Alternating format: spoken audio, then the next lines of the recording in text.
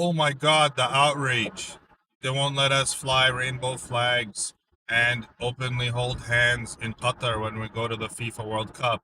We should pull out our teams and our players. We see the selective outrage of many people in the West about Qatar holding the World Cup. What should our view be as Muslims?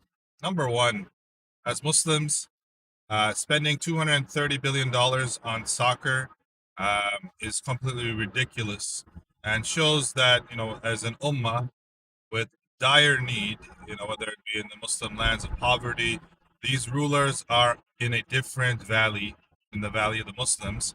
They're rather in the valley of the kuffar in Europe and America, and they waste the money of the ummah with these frivolous activities. But even then, as it says in the Quran, that they will never be pleased with you until you leave your deen.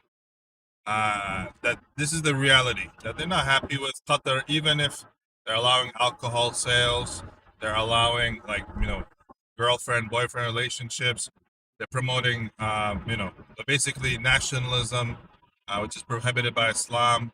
Um, all these things they've done, and even then they're not pleased. They want they want complete submission. So even the United States has changed its logo to the rainbow flag as a way to protest. As Muslims, we say, listen, if you want to boycott Qatar, how about you boycott and remove your military base from Qatar? And as for those people with the selective outrage, if you're so angry about Qatar, not promoting, actually, your issue is not with Qatar, it's with Islam, not allowing rainbow flags and all these things to be flown in a Muslim country, then why don't you also stop consuming Qatari oil and gas?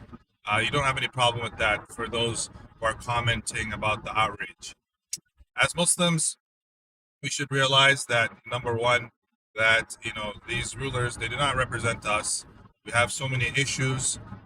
This money can be spent in the path of Allah subhanahu wa ta'ala, and let alone the poor Muslims, whether from Pakistan, Bangladesh, or India, who worked to build these on slave labor and so much deaths, and for such a frivolous project. Let alone all that, this doesn't represent us. But we shouldn't hide away from the fact that the Western superiority complex is present, and that we as Muslims should never be ashamed of our deen. Alhamdulillah Rabbil Alameen.